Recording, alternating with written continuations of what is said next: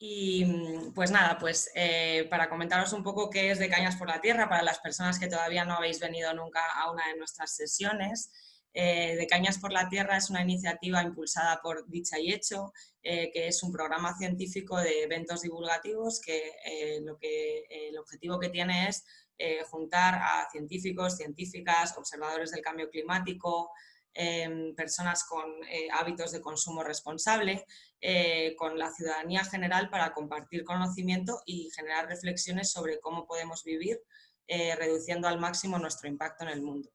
Las temáticas son muy variadas, siempre en tema de medio ambiente y de concienciación, y por supuesto estamos abiertas a cualquier propuesta que tengáis.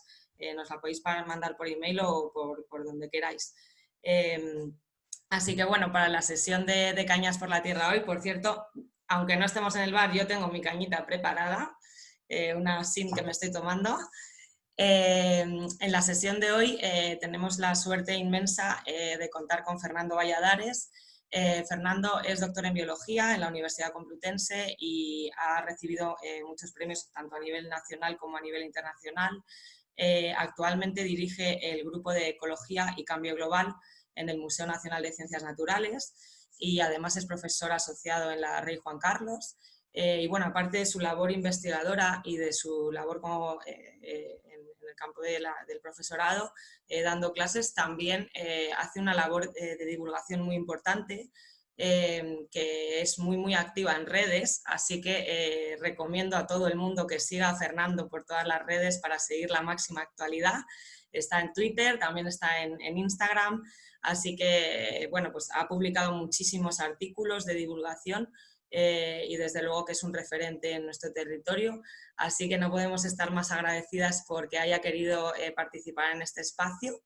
Y simplemente para contaros un poquito cómo vamos a hacer la dinámica, primero vamos a estar escuchando un poco a Fernando, que va a compartir su conocimiento, y luego vamos a entrar en ronda de preguntas o discusión, que podéis intervenir utilizando la manita, si queréis hacerlo por micrófono, verbalmente, usando esa herramienta, o bien podéis escribir vuestras preguntas en el chat si estáis un poco tímidas o tímidos, y yo las voy leyendo y las voy lanzando a Fernando.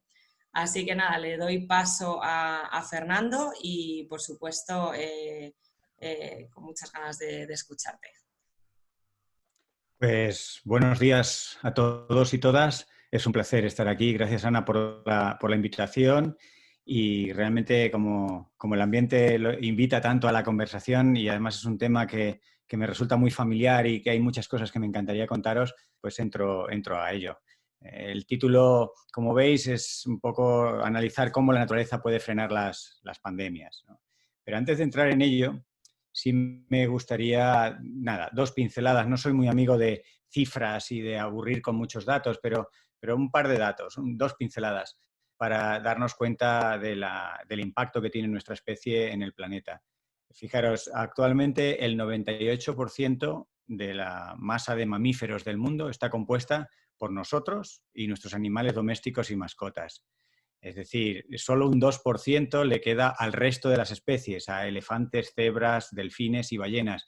Y esto hace apenas 2 siglos era justo al revés. Hace apenas un par de siglos nosotros y nuestras mascotas representábamos ese 2% que ahora le dejamos a los centenares de especies de mamíferos, ¿no? Y otro dato que nos pone en perspectiva es que aproximadamente el 40% ya de la superficie de la Tierra está completamente artificializada. Son terrenos urbanos, terrenos agrícolas muy transformados, zonas muy artificiales. Estas dos pinceladas simplemente para que dimensionemos la magnitud de nuestra huella en el planeta, ¿no? Y centrándonos en el tema de la salud, hasta hace poco, cuando hablábamos de salud de las personas, nos venía a la mente inmediatamente el riesgo de infarto, el colesterol, el cáncer, la diabetes, ¿no? Sin embargo, cada vez más estamos viendo la dimensión ambiental que tiene nuestra salud, ¿no? Las mismas mascarillas que nos vemos obligados a poner es una manera de cambiar nuestra relación con el entorno, en este caso de intentar no emitir y no recibir tantos patógenos o este patógeno en concreto contra el cual no tenemos todavía un sistema inmune bien desarrollado, ¿no? Así que los límites de la medicina están cada vez más claros que están en el medio ambiente. Y por poneros otro dato, ya digo, no soy muy amigo de los datos, pero sí de estos muy, muy impactantes y sencillos de recordar. Fijaros, para los cánceres infantiles se calcula que aproximadamente el 80% tienen una causa ambiental. Así que solo les quedaría ese 20% a los médicos en el sentido tradicional de la palabra para trabajar con los cánceres infantiles. Hay todo un 80% de casuística que queda en manos de ecólogos, de personas que trabajan con el medio ambiente, etcétera. Y además, como pruebas de esto, tenemos no solo los experimentos directos, que sería cuando el medio ambiente está mal, nuestra salud está mal, sino tenemos luego experimentos inversos, que es cuando se mejora el medio ambiente y vemos que se mejora nuestra salud. Y ya que estamos en un entorno de pandemias y ya que tenemos a China en el ojo del huracán, pongo dos ejemplos de dos experimentos inversos muy parecidos que tuvieron lugar en China. En el 2008 se celebraron los Juegos Olímpicos, pero que, como sabéis o quizás recordéis, estuvieron a punto de cancelarse porque la atmósfera de Pekín era tremenda, era absolutamente tóxica y los atletas se negaban a ir, las federaciones internacionales de deporte pues ponían muchos problemas y los chinos, ni cortos ni perezosos, dijeron, se van a celebrar, vamos a limpiar la atmósfera. Y en unos pocos meses limpiaron la atmósfera usando todo tipo de medios a su alcance.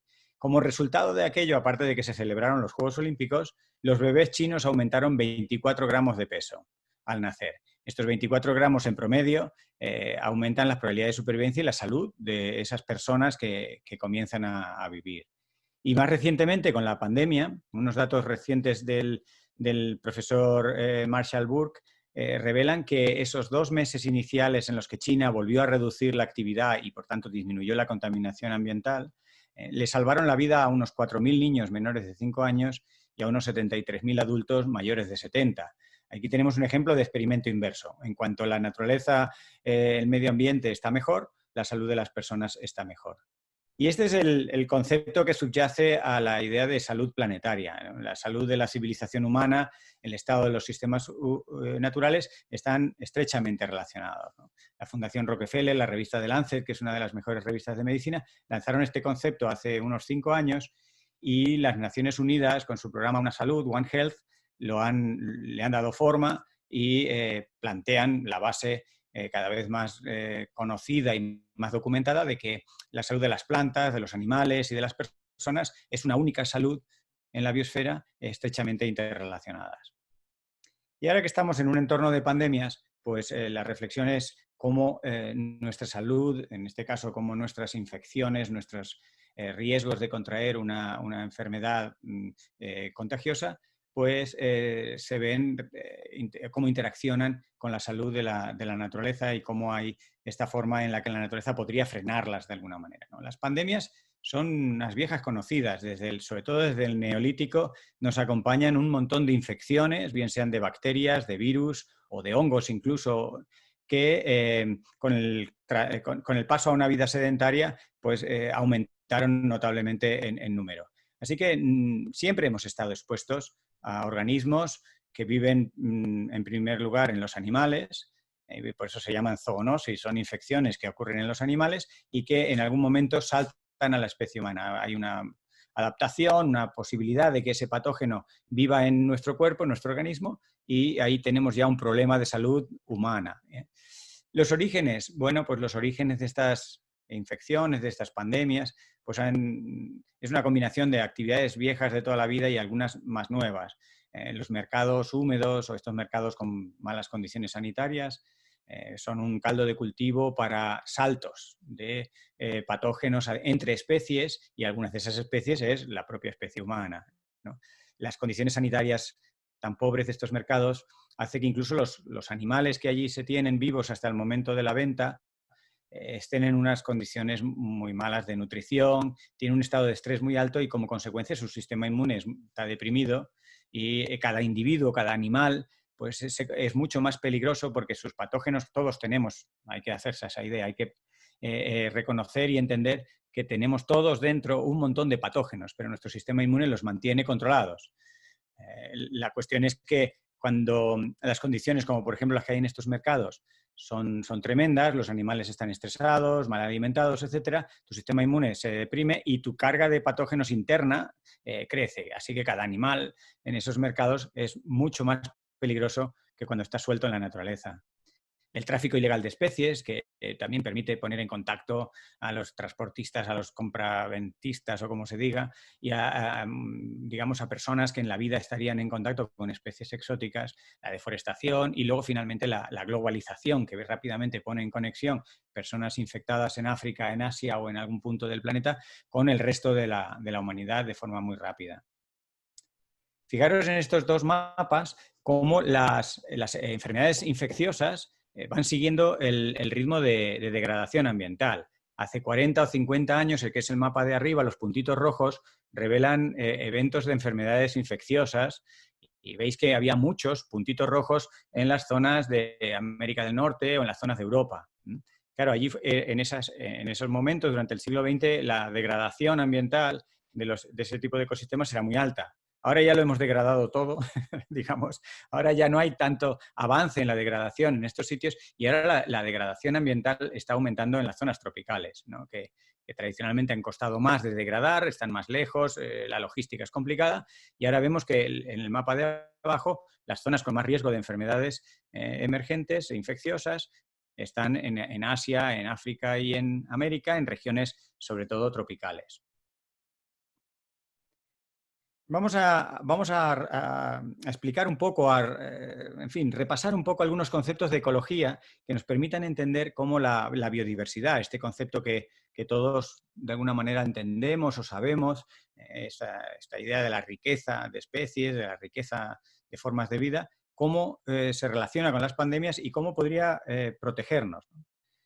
Por resumir, podemos hablar de tres tipos de mecanismos, de tres formas en las que la biodiversidad nos protege.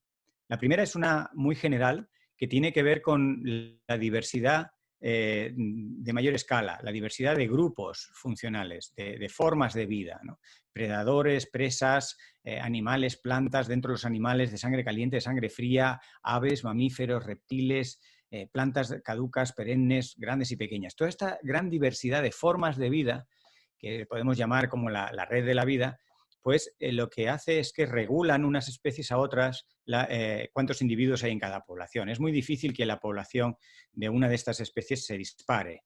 ¿Por qué? Pues porque o depende de otra para comer, o es controlada por otra que se la come, o bien hay un montón de relaciones pues, de polinización, de dispersión. Todas estas interacciones que se establecen entre los organismos vivos hace que se regulen unos a otros, o nos regulemos al final todos unos a otros, y sea muy difícil en un ecosistema rico en especies y con unos niveles de diversidad pues, naturales buenos, los correspondientes, digamos, a ese tipo de ecosistema, en el que además funcione bien y estén todas las relaciones, pues se controlan las especies que podrían ser portadoras de patógenos. Imaginemos que una de ellas, la que fuera, pues tiene un patógeno que nos preocupa o que nos pone en riesgo nuestra salud. Bueno, pues las poblaciones de esa especie están reguladas por las demás y por las interacciones que se establecen con todas las demás. Así que se baja el riesgo de infección a humanos porque la población o las poblaciones de esas especies portadoras de patógenos están reguladas por las demás. Es un control poblacional muy a grano grueso, que nos interesa que la biodiversidad esté ahí. Luego hay dos mecanismos más sutiles que se basan más o menos en el mismo principio. El mecanismo que se conoce como dilución es un control entre especies más similares entre sí. Por ejemplo, especies de aves o si hablamos de mamíferos, pues especies de mamíferos de un tamaño parecido, de unos hábitos parecidos, ¿no? Entonces, una de esas especies o algunas de esas especies pueden tener el patógeno, pero las demás, que también lo tienen, pero no son igual tan favorables para el patógeno, diluyen, por eso se llama el mecanismo por dilución, diluyen la carga vírica o la cantidad de patógeno que hay en el ambiente. Es decir, si un patógeno, el que fuera, el virus que fuera, lo comparten varias especies, no todas son igual de buenas y por tanto el virus o el patógeno no está, digamos, en números máximos en todas las especies. Algunas especies actúan de cortafuegos naturales al contagio y van haciendo de dilución y por tanto el riesgo de que salte a la especie humana también disminuye. Y tenemos otro mecanismo todavía más fino, pero que es el mismo principio, que es la diversidad genética dentro de una especie. El hecho de que no haya dos personas iguales, por ejemplo, estamos viendo que hace que el coronavirus lo expresemos, una vez que lo tenemos, los que lo podamos tener, pues lo expresamos y sufrimos la enfermedad de formas muy distintas, algunos completamente asintomáticos, otros se ponen muy malos. Parte de esas diferencias son debidas a la salud o a la edad, pero parte son diferencias genéticas, ¿no? Esa diversidad genética es muy importante y amortigua el impacto de un patógeno. Y ahora os voy a ilustrar esos tres mecanismos con algunos ejemplos. El caso más general que os contaba de cuando unas especies regulan a otras y siendo alguna de ellas portadora del patógeno y por tanto el resultado neto es que hay menos probabilidades de que venga la especie humana, lo podemos ilustrar con un sistema predador-presa en el cual la presa almacena o aloja a un patógeno. Pensamos a veces que todo esto lo entendemos muy bien por haber visto el National Geographic o por ver los documentales de la segunda cadena, pero realmente se dan dinámicas bastante complicadas. El predador se alimenta de la presa, regula la presa, pero hay un tiempo de respuesta que hace que la población baje y la otra suba. En fin, matemáticamente no es fácil de simular. Ahora, la conclusión sí que es sencilla. La conclusión es que a nosotros, a la especie humana, nos interesa que haya predadores. Lo voy a contar un poco, le voy a explicar un poco por qué nos interesa que haya predadores, aunque ya el spoiler lo tenéis, ¿no? Porque os lo he adelantado antes en estos mecanismos de protección, pero para un caso concreto en Asturias, donde una base de datos científica muy buena, en una colaboración con científicos españoles y británicos, modelizaron qué ocurría con el jabalí, el lobo y la tuberculosis animal que le albergaban los jabalíes. Bien, cuando el jabalí no era regulado por el lobo, porque no había lobo en la zona, los jabalíes de lo que morían fundamentalmente era de la propia tuberculosis. De tal forma que cuando no había lobos, había mayor número de jabalíes infectados y los que estaban infectados lo estaban de manera muy aguda. Con lo cual los riesgos de que esa tuberculosis saltara a otros animales era muy alto. Sin embargo, cuando había lobo, las poblaciones de jabalí en números, en cantidad de jabalís por hectárea o por kilómetro cuadrado eran más o menos los mismos, o sea, no había ni más ni menos jabalís, pero los jabalís que quedaban cuando había lobos, y eran los lobos los que regulaban la población de jabalí, tenían menos infección, tenían menos cantidad de tuberculosis y había menos individuos contaminados o infectados, ¿no? Esto es un ejemplo de cómo, por haber lobos, la enfermedad es menos grave y menos transmisible a otros animales. Esto nos habla de lo que os decía, de esa red de la vida, la red de interacciones entre distintas formas de vida, que de hecho muchas culturas, muchas religiones, muchas filosofías ancestrales, clásicas, muchas concepciones vitales ya la intuyen, ¿no? Desde los libros sagrados de las grandes religiones monoteístas ya hablan de alguna manera de esta red de la vida, ¿no? Y también hablan de protegerla porque sin tener conceptos de ecología del siglo XXI, comprendían que esa interacción entre las distintas especies era muy beneficiosa para muchas cosas, para mucho más que simplemente la contemplación estética de formas de vida bonitas, ¿no? Sino que eso era útil y eso había que conservarlo. Ahora tenemos una razón más por la que conservar esta red de la vida, ¿no? Nos protege, entre otras cosas, de pandemias.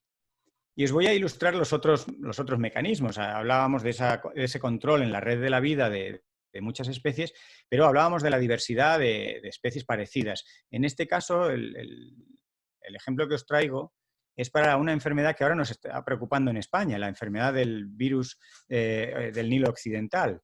Este virus del Nilo Occidental, como sabéis, ha tenido algunos brotes en el Valle del Guadalquivir, en Sevilla, este verano, y nos ha preocupado porque es una enfermedad que, aunque no es no prende con facilidad en el ser humano, porque no somos el hospedador, digamos, habitual del virus, sí que puede provocar problemas muy graves, encefalitis, meningoencefalitis, inflamaciones mortales del cerebro. De hecho, este año ha habido 4 muertos, al menos, por esta enfermedad con este brote que hubo en Andalucía. Pero, como digo, no es una enfermedad muy preocupante para nosotros porque en realidad quienes la tienen son las aves, es el hospedador habitual y de momento solo se sabe que pasan accidentalmente o temporalmente a los caballos y a los seres humanos. ¿Cómo pasan? En este caso hay un vector. el mosquito actúa como vector y por eso habréis visto las imágenes en los telediarios en Andalucía, pues fumigando para matar todos los mosquitos que se pudieran y reducir los riesgos. Bien, en este estudio que os traigo aquí muestran cómo en un montón de condados en Estados Unidos, el estudio se repitió en el año 2002, 2003, 2004, cada una de las líneas de la gráfica, el rojo, verde y azul, son cada uno de los años de datos. En un montón de condados de Estados Unidos se vio que la diversidad de aves, recordad que las aves es el hospedador natural de este virus, pues cuantas más aves había, cuanto mayor diversidad de aves, menor el riesgo de incidencia del virus en humanos, que es lo que se representa en el eje de las Ys, ¿no? Así que baja el riesgo de incidencia a medida que hay más pajaritos. No es lo mismo que tengas 700 pajaritos ahí fuera que los 700 pajaritos pertenezcan a 3 o a 10 o a 15 especies distintas de aves. Cuanta más diversidad, como os decía, por los mecanismos de dilución, se disminuye el contagio, tanto entre ellas como eventualmente hacia la especie humana. Tenemos más casos. En la bibliografía existen muchos ejemplos de cómo la diversidad protege y disminuye ese riesgo de infección. Otro caso ya muy documentado es el de la enfermedad de Lyme. En este caso, la enfermedad de Lyme, que se da sobre todo en Estados Unidos, en la costa este de Estados Unidos, pues es una enfermedad que la lleva una bacteria y que también tiene vector, pero en lugar de ser un mosquito, el vector es una garrapata. En este caso se vio cómo cuando desaparecía la zarigüeya en estos ecosistemas, predominaba el ratón, es decir, se expandían los ratones porque de alguna manera ratones y zarigüeyas, como os decía, son organismos más o menos próximos, parecidos, compiten. Entonces, cuando uno de ellos, ambos pueden tener la enfermedad, cuando uno de ellos desaparece, pues la carga, en este caso de bacterias y el número de ejemplares infectados aumenta. Esto se vio muy claramente cuando en estos condados desaparecían las zarigüeyas, normalmente por alteración del hábitat, no por predación o ataque directo a las zarigüeyas, pero se perdía las zarigüeyas y el ratón aumentaba los riesgos. Fijaros, en esta imagen y en esta transparencia o diapositiva os quiero hacer reflexionar sobre los murciélagos, que han sido y son hospedadores de muchos patógenos, muchos virus, y con los cuales ellos, a lo largo de miles de años de evolución, han establecido un equilibrio y ellos no manifiestan la enfermedad.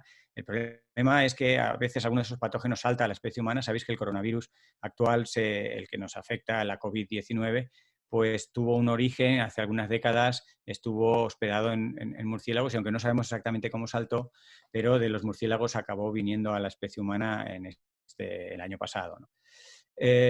Pero no podemos matar a los murciélagos porque aunque los matáramos hay otros reservorios, así que la solución no pasa por matar murciélagos, a pesar de que muchas personas ya lo han hecho o lo están haciendo.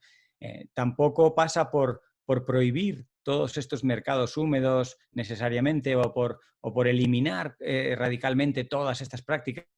Tenemos que entenderlo, tenemos que encontrar formas de convivencia. ¿Por qué? Por ejemplo, una fuente como se constató para el caso del ébola, una actividad humana que hace que estas pandemias tengan lugar o estas epidemias muy graves tengan lugar, es lo que se llama la carne de monte. En África, sobre todo en África tropical, mucha gente vive de comer todo lo que se da en el monte. Se comen todos los animalitos que pueden encontrar, desde murciélagos hasta civetas, pasando por monos, armadillos, pangolines y todo, ¿no? Esto es una economía de subsistencia muy precaria, pero que les pone en riesgo tanto a ellos como eventualmente por la globalización a todos los demás. Y a estas personas, a estas sociedades, no les podemos decir que dejen de comer animales, porque los animales salvajes son su dieta. Entonces tenemos que entre todos encontrar un nuevo equilibrio y darles alternativas, favorecer alternativas que no pongan en riesgo su salud y no pongan en riesgo en salud de todos. Y esto probablemente pase por cambiar un poco el modelo social, el modelo de negocios internacionales, la desigualdad social y un montón de otras cosas que se salen de la pura biología y ecología. Paradójicamente, nos vamos rodeando de las especies más peligrosas y vamos extinguiendo las especies más saludables. Un poco como os decía con el caso de la zarigüeya, ¿no? La zarigüeya, por la mera presencia de zarigüeyas, disminuía el riesgo de enfermedad de Lyme, y la extinguimos, y sin embargo el ratón pues es un gran riesgo y a ese no lo terminamos de extinguir. Las especies que acaban dominando y que acaban haciéndose comunes son especies peligrosas para la salud humana en términos de virus potencialmente zoonóticos que contienen. En esta figurita se representa para distintos tipos de mamíferos, para primates, para carnívoros, para los mismos murciélagos, etcétera, que son los distintos colores. ¿Cuántos virus zoonóticos tienen especies de tipo 1, 2, 3, 4 y 5? Como veis, las especies de tipo 3 y 4 son las que tienen los círculos más grandes. Eso quiere decir que son esas especies, las 3 y 4, en la mayoría de los grupos, las que contienen un mayor número de virus zoonóticos. ¿Qué son esas especies 3 y 4? Las especies 3 y 4 son las especies que viven en zonas degradadas, en zonas explotadas por los seres humanos. Sin embargo, las especies 1 y 2, por ejemplo, que contienen menos virus zoonóticos, son especies escasas o en declive, como el caso de la zarigüeya que os quería ilustrar. Son especies que estamos extinguiendo, exterminando, a veces inconscientemente, simplemente por cómo transformamos el territorio. Así que, paradójicamente, extinguimos a las que nos pueden beneficiar por mecanismos de dilución, de amortiguación, etcétera, de los riesgos de pandemias, y nos vamos quedando con las especies que tienen más virus y que son más peligrosas, ¿no? Esto es algo que podemos pensar colectivamente cómo corregir y cómo cambiar. Y no solo la naturaleza nos protege a través de la biodiversidad, la naturaleza nos protege a través de muchas formas que tienen que ver con procesos ecológicos que no siempre están bien conocidos. En este otro ejemplo que os traigo, vuelve a ser la enfermedad de Lyme en Estados Unidos, porque allí hay muchos estudios, hay muchos equipos de investigación y hay muchos datos y hay muchos artículos interesantes, pero en este caso no estoy hablando de la diversidad de los hospedadores de la enfermedad, ¿no?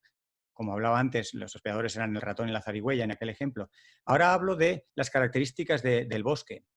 Cuando el bosque está fragmentado, las garrapatas, recordad que las garrapatas son los que transportan la enfermedad, pues las garrapatas están más infectadas cuanto más fragmentado el bosque.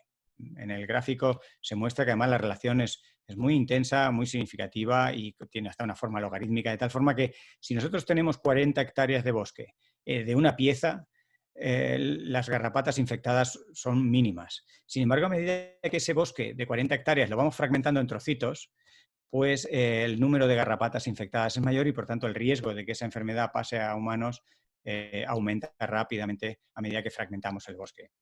¿Cómo explicar eso? Pues seguro que detrás hay procesos ecológicos y nos podríamos alargar mucho, pero el patrón es muy claro y va en la misma línea. No solo conservar la diversidad, sino conservar los ecosistemas, en este caso el bosque, sin fragmentar y sin degradar, ¿no? Así que cuando nos enfrentamos a una pandemia, tenemos que pensar que hay un montón de causas que están detrás, muchos posibles factores que hacen que tengamos esa pandemia. Tenemos la extinción de especies, que la he ilustrado ahora, estos mercados sin condiciones sanitarias, el tráfico ilegal de especies, pero tenemos el cambio climático, el calentamiento global, los eventos extremos que de forma directa pueden acentuar el riesgo de pandemias, como estamos viendo, y a través de los vectores, porque muchos vectores, mosquitos y garrapatas, por ejemplo, les viene bien un clima más cálido, ¿no? Pero hay otros factores, ¿no? Hemos hablado de la fragmentación de los hábitats y recordar que había un mecanismo que tenía que ver con la diversidad genética, que actúa igual que la diversidad de especies.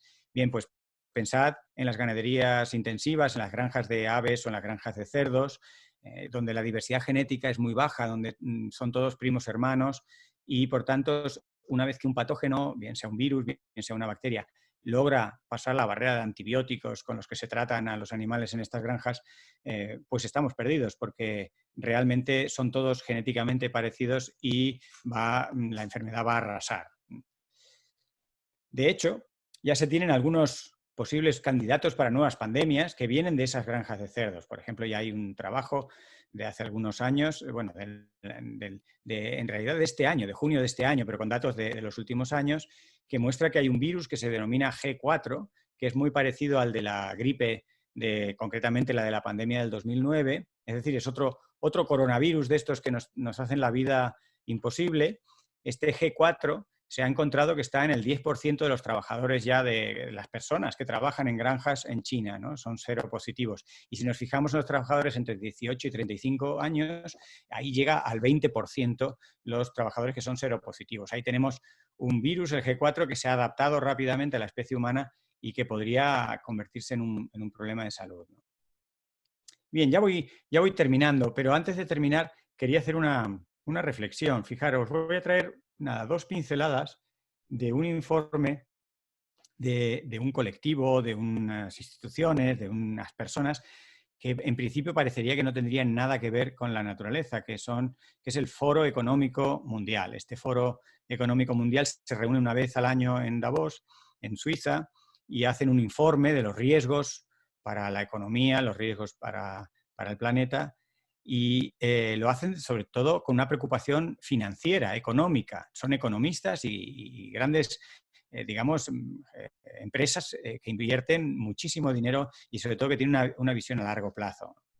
En su informe, solo saco esta gráfica, muestran cómo los riesgos y las probabilidades de crisis económicas tienen mucho que ver con la naturaleza, que está representada en estos gráficos por el color verde. Estos gráficos representan desde abajo el 2012, 2013, 14, 15, hasta arriba de todo el 2020. El azul es la economía y luego los otros son colores que tienen que ver con la geopolítica, cuestiones tecnológicas. El micrófono.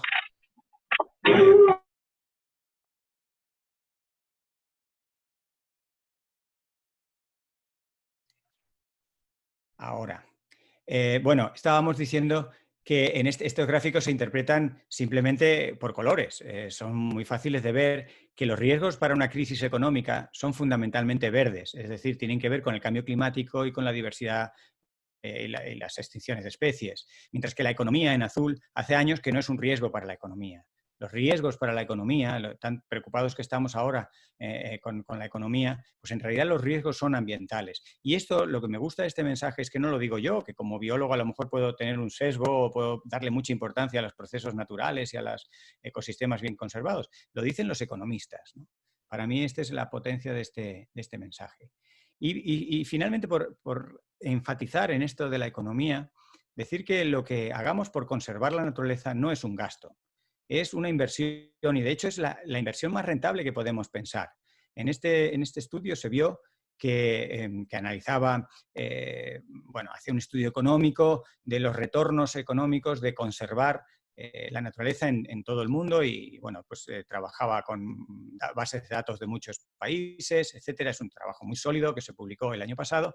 Mostraba cómo el dinero que tú pones para conservar la naturaleza se revierte 1000 veces más, o sea, una cifra con 3 ceros. Tenías una recuperación de 1000 veces el dinero que habías puesto solamente en mejora del bienestar personal medido con índices de salud mental de los visitantes de esas zonas.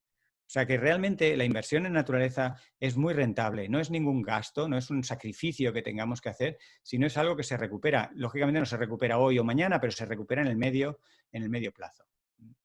Así que bueno, estamos en un momento un poco complicado, ¿no? Donde le hemos puesto al planeta contra las cuerdas, pero como consecuencia de poner al planeta contra las cuerdas, estamos recibiendo nosotros mismos nuestra propia medicina. Las pandemias nos vienen como un boomerang por haber degradado los ecosistemas, por haber bajado los niveles de protección natural ante esas pandemias y epidemias que la naturaleza bien conservada puede hacer. Y por tanto, tanto para pandemias como para cambio climático, empiezan a surgir muchos movimientos sociales, muchos empujados por jóvenes de todas las naciones, que se organizan entendiendo la gravedad del asunto para levantar conciencias y movernos a todos a un cambio. La ciencia, pues guiamos, aportamos información, sugerimos el rumbo más importante a seguir, pero realmente necesitamos un poco todos, probablemente empujados por algunos de estos movimientos sociales, que cambiemos nuestra relación con la naturaleza, ¿no? Así que para terminar, solamente una reflexión de las 3 opciones ante la crisis ambiental que está detrás del cambio climático y de las pandemias. Hay básicamente 3 opciones. La primera es negar una o más piezas de este rompecabezas. Os he mostrado cómo esto realmente es un tema complicado. hay muchos factores, hay muchos procesos, hay muchas especies. Bien, pues una opción es negar alguna pieza, simplificarlo y restaurar esa famosa dinámica de lo bueno contra lo malo. Y, por supuesto, nosotros nos ponemos siempre en el lado de los buenos. Nosotros somos los buenos y los demás serían los malos y son los culpables de todo lo que pasa, ¿no? Esa es una opción que estamos viendo en muchos países, en algunos sectores de la sociedad, en algunas opciones políticas. Pero luego hay otra opción, que es aceptar que en muchos aspectos claves de esta crisis, pues hay bastantes opciones, no están tan claras, no vamos a poder evitar todos los problemas, pero sí podemos reducir mucho algunos de los daños y consecuencias. Y de alguna manera en esta opción número 2 estamos compartiendo la responsabilidad entre todos y por tanto también compartiremos los éxitos que vayamos logrando, pero es asumir que es un sistema complejo y no exento de ciertos riesgos, no es perfecto, ¿no? Y finalmente, la última opción es quizá la más cínica de todas, que es elegir, no elegir. Es decir, ya todos igual conoceremos a alguien que todo esto le parecerá un poco una tontería, tiene cosas más importantes que pensar y que le preocupan otras cuestiones, sea, le puedes llamar terrorismo, desempleo o lo que sea, y el caso es que tú eliges no elegir, es decir, a ti te da igual todo esto, pero la verdad es que no por no elegir no dejará de haber consecuencias dolorosas para todos. Así que, bueno, como podéis entender, yo soy más bien partidario de la opción del medio, pero estas son las tres posibilidades lógicas y estadísticas que se pueden dar y que se están dando en la población y espero que con mi charla de hoy os haya dado algunos argumentos para que vosotros mismos veáis en cuál de ellas os veis más cómodos, ¿no? Y nada, de todo esto y mucho más hablo en mis canales de la salud de la humanidad y encantado de compartir con todos vosotros pues más preguntas que podáis tener, más dudas, más cuestiones. Así que, Ana, me entrego completamente como moderadora de las preguntas y cuestiones que puedan surgir. Estupendo. Pues muchísimas gracias, Fernando, por una charla súper clara. La verdad que me han encantado los ejemplos tan cercanos que tenemos a nuestra realidad, ¿no? Y lo cierto es que, bueno, lanzo así un poco de reflexión, a ver si me queréis acompañar en esta. O sea, yo creo que, por lo menos en De Cañas por la Tierra, tenemos una pequeña obsesión porque creemos que no se está conectando el cambio climático y sus consecuencias con nuestra realidad, ¿no? Nuestra realidad quiero decir nuestro día a día, es decir, cómo nos va a afectar, porque parece siempre como que es algo que pasa allí a cientos de kilómetros en el Ártico, que se deshace y tal, y es como que no acabamos de unir los puntos para intentar entender que eso que ocurre tan lejos nos va a afectar directamente. Y el ejemplo de Sevilla, del virus del Nilo, es un ejemplo muy claro. Es decir, no sé si algunos habéis ido de vacaciones al sur este año, pero en el sur este año ha habido muchísimos mosquitos, pero ha sido una cosa tremenda. Claro. Y entiendo, vamos, confírmamelo por favor, Fernando, que esto se debe a que las temperaturas cada vez son más altas, cada vez tienen un ambiente más cómodo para convivir, porque es un ambiente más cálido y de eso no hay datos que dicen que ha sido de los veranos más calurosos, y al haber más mosquitos, pues cabe la posibilidad de que haya más incidencia, ¿no? del virus del Nilo. Sí, realmente, como ocurre con todo en ecología, no hay una única causa, suelen ser varios factores. Lo de los mosquitos en Andalucía y la enfermedad del Nilo seguro que está relacionado. No es tan directo como lo cuentas, aunque efectivamente el calentamiento ha podido estar implicado. También se comenta que las lluvias, el cambio de régimen de lluvias, pues puede favorecer el encharcamiento de algunas zonas, ¿no? Porque se hacen algunas más torrenciales. Este encharcamiento a su vez permite que las larvas de los mosquitos se desarrollen. También puede ocurrir que con el abandono, o sea, el abandono de muchas prácticas, con el confinamiento, pues se han desatendido piscinas, se han desatendido balsas de agua, se han generado jardines que podían acumular pequeñas masas de agua que servían durante unas semanas, unos meses, como sitio de criadero de los mosquitos. Esto para ilustrar cómo la ecología casi siempre es de muchos factores, pero en muchos está implicado el cambio climático, está implicado el cambio global y al final nos encontramos con un problema que nos sobrepasa, ¿no? Yo quería retomar de tus palabras, que has hablado del cambio climático, que hay unas diferencias y similitudes entre el cambio climático y las pandemias, en cuanto a cómo lo percibimos, cómo lo sentimos, cómo lo vemos, como tú decías, más próximo, menos próximo. La pandemia nos ha golpeado en la salud y nos ha golpeado en cosas que como especie biológica entendemos y sentimos, ¿no? Sentimos miedo a morir y el virus nos mata de una manera que entendemos y que no hace falta tampoco entender mucho. Cuando se te enferma un familiar o un amigo y ves que tiene que entrar en urgencias y algunos de ellos eventualmente se mueren, eso nos toca muy dentro y lo entendemos sin necesidad de ser ni médicos, ni físicos, ni doctores en nada. La pandemia ha tenido ese punto de pulsar el miedo, que el miedo al final es una respuesta adaptativa para no cruzar determinados riesgos, ¿no? El miedo es una prudencia que hace pensar, ¿no? Y la pandemia nos ha hecho reflexionar, nos ha parado y a través de ese miedo a morir o a contagiarnos. Sin embargo, con el cambio climático no ocurre eso. El cambio climático es un concepto abstracto como la hipotenusa, ¿no? Es algo que uno lo define, lo comprende, lo estudia, mejor o peor, pero uno no ve el cambio climático. No es una cosa en tu casa o yo esta tarde he sufrido un poquito de cambio climático. No es tan directo. Y eso hace que efectivamente haya más desconexión. Y la magnitud del problema del cambio climático no la dimensionamos porque no la percibimos, ¿no? Cuando tú te enteras que en tu barrio, en tu mismo barrio, ha habido 500 casos de coronavirus, te quedas ya como diciendo, ostras, es que es en mi barrio. Y conoces a familiares o amigos, pero claro, el cambio climático nos va haciendo la vida más difícil a todos, se van cruzando algunos umbrales de estabilidad, vas viendo que de pronto las instalaciones marítimas ya no soportan las nuevas corrientes y la altura del mar, vas viendo indicaciones, pero son siempre como indicaciones repartidas en un colectivo, repartidas en una región.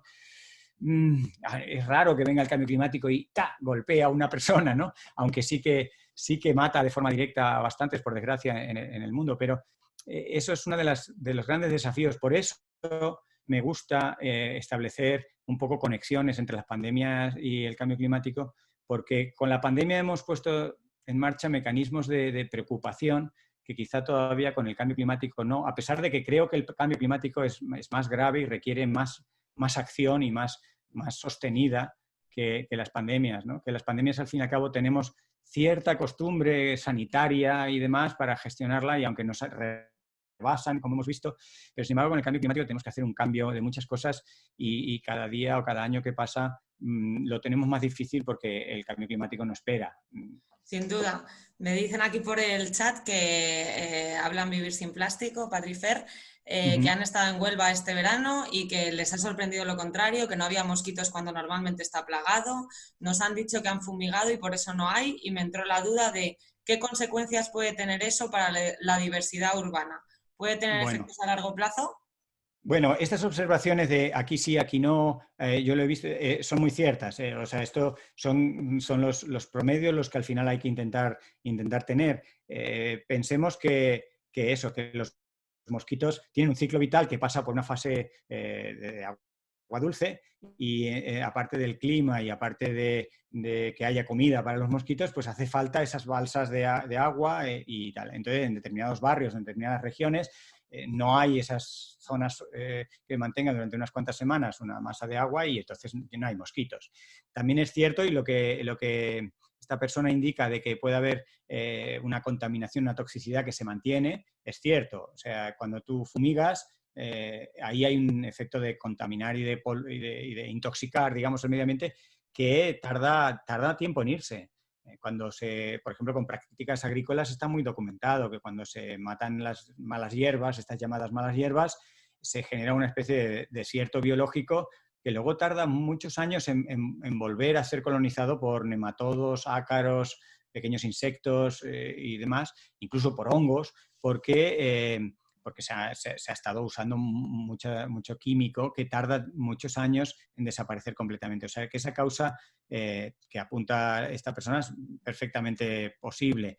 Los efectos que pueden tener a largo plazo, bueno, el otro día leía un artículo en Nature muy interesante empezaba con un título muy provocador diciendo que nadie va a lamentar la desaparición del mosquito, ¿no? Y es bastante cierto. La verdad es que los mosquitos no nos gusta a nadie y solo traen malas noticias.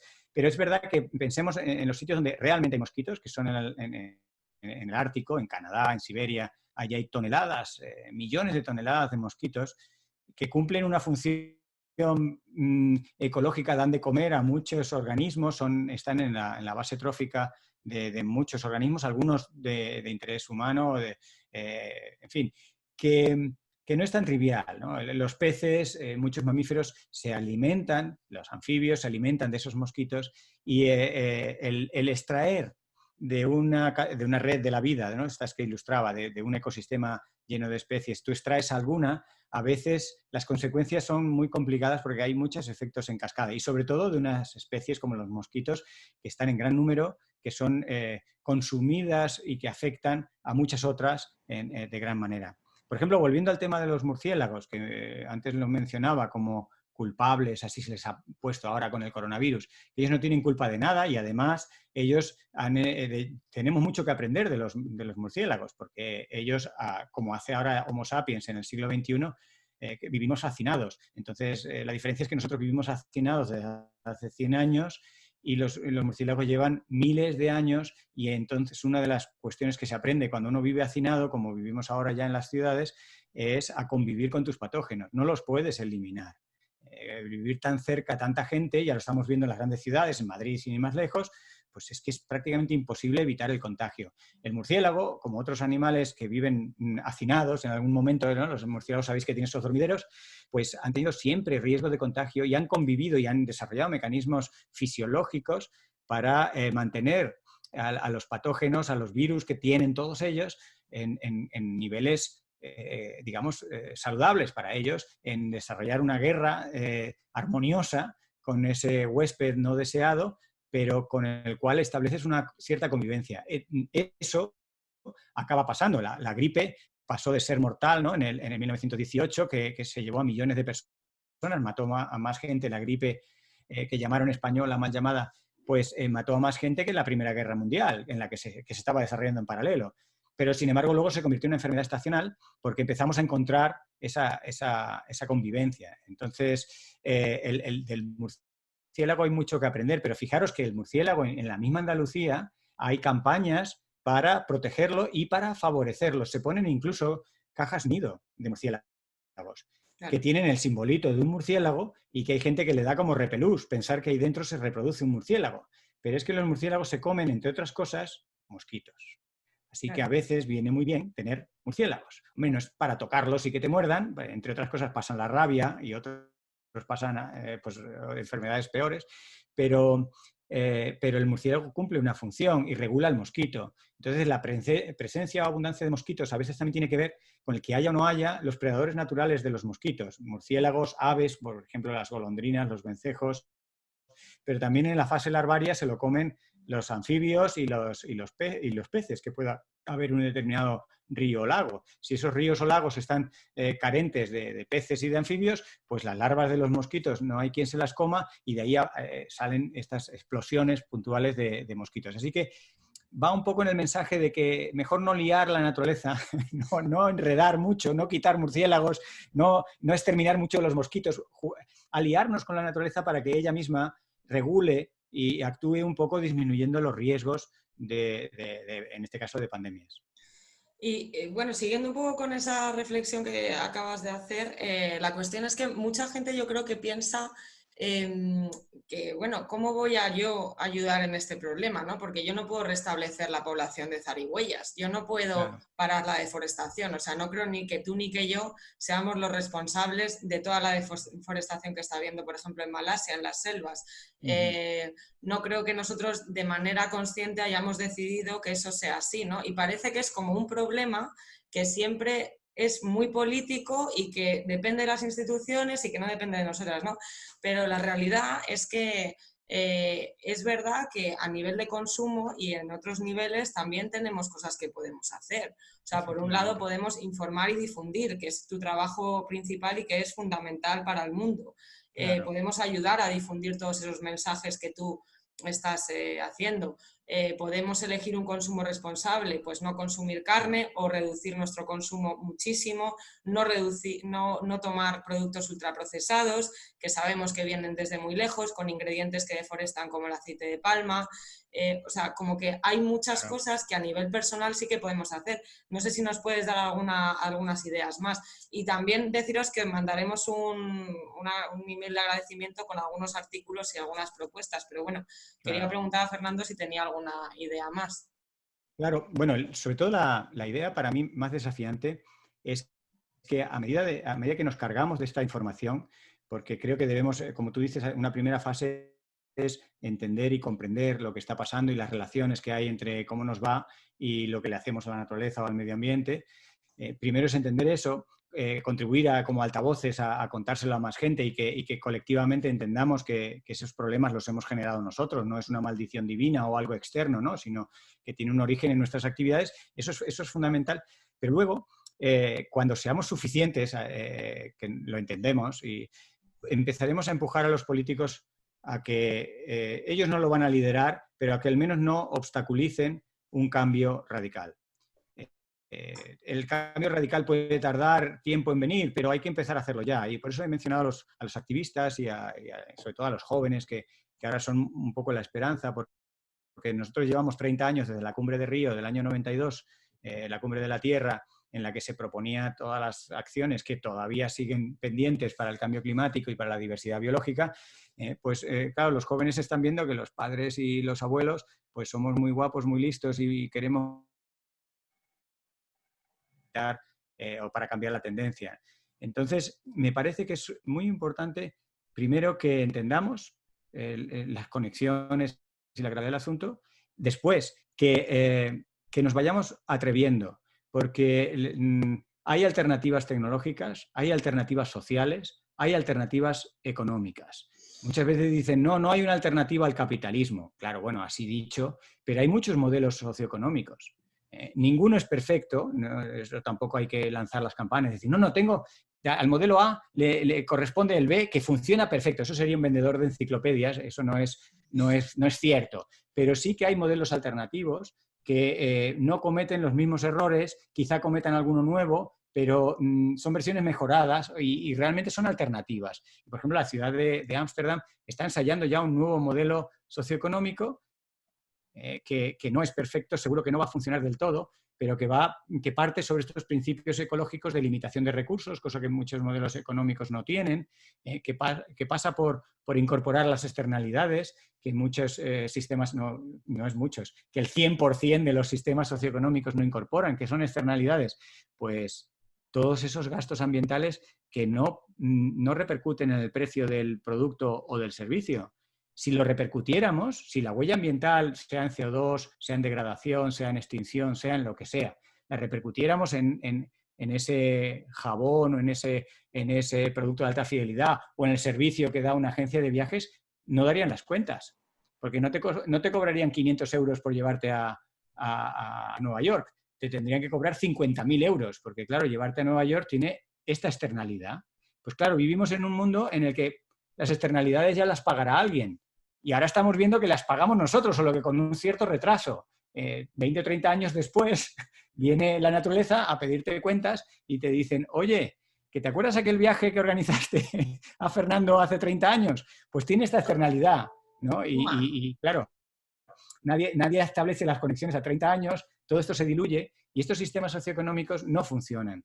Claro. Y hay que atreverse, nos tenemos todos que atrever a realmente saltar a alternativas. Tenemos que ser un poco valientes porque esas alternativas no están del todo maduras y suponen también cambiar nuestro modo tradicional de hacer cosas. Nos hemos acostumbrado a lo mejor a ir en coche a determinados sitios, nos hemos acostumbrado a ir de vacaciones a la otra punta del planeta, nos hemos acostumbrado a muchas cosas que podemos hacer.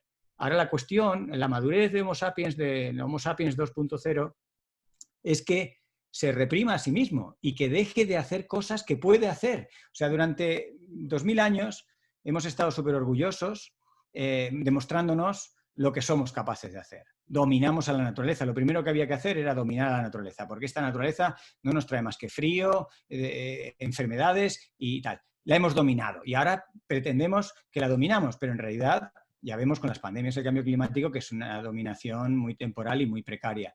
Entonces, tenemos que cambiar nuestro chip para no hacer cosas que podemos hacer. Esto va en contra de nuestra biología, de nuestro ADN, ¿no? De nuestra forma de ser. Nosotros si podemos llevarnos algo, nos lo llevamos. Si podemos hacer Total. algo, lo haremos. Ahora podemos llevarnos y podemos hacer y tenemos que querer no hacer. Ese es el principal cambio social que si lo vamos haciendo los políticos lo irán incorporando. No les quedará otra porque la sociedad no querrá usar y se morirán de asco determinadas ofertas de actividades económicas, de incentivos a emprendedores, que es que no queremos ir por ahí.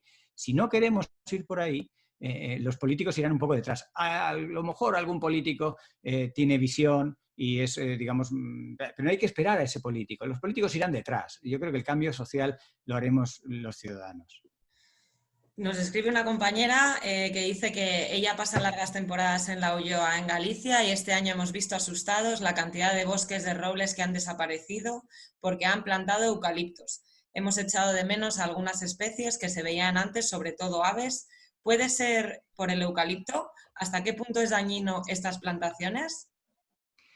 Sí, pues es una observación muy, muy cierta y por desgracia tiene mucha actualidad. Y es que se podía haber escrito hace 60 años el libro este de Rachel Carson de la primavera silenciosa.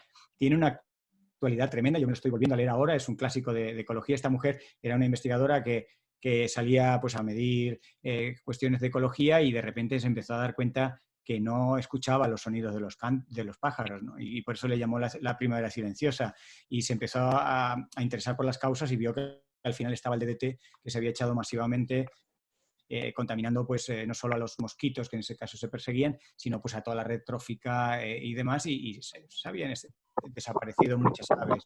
Así que la observación esa que muchas veces es aquí había más diversidad de pajaritos o esto tenía otra pinta hace 30 años, es una primera alarma, es una primera constatación de que efectivamente estamos cambiando las cosas, ¿no? Y lo que menciona de la situación de los eucaliptos, bueno, sabéis que los eucaliptos han sido la bestia negra del ecologismo, ha sido una de las batallas que se han lidiado durante mucho tiempo y el ecologismo pues ha tenido que reinventarse muchas veces porque la sociedad va cambiando y las perspectivas, el entendimiento es otro y el mensaje tiene que hacerse más sofisticado que no, esta es la especie mala. Bueno, pero me tendrás que explicar por qué, ¿no? Estamos viendo que los eucaliptos tienen 2 o 3 cosas bastante malas, objetivamente malas, y por eso ya incluso en Galicia se está empezando a prohibir. En Portugal está prohibida, es una especie prohibida. Tú no puedes ni tener semillas de eucalipto. Si te pillan con semillas de eucalipto, tienes que explicar muy bien por qué y qué quieres hacer con esas semillas. Ha pasado de ser una especie, digamos, con las que había programas de reforestación hace 80 años,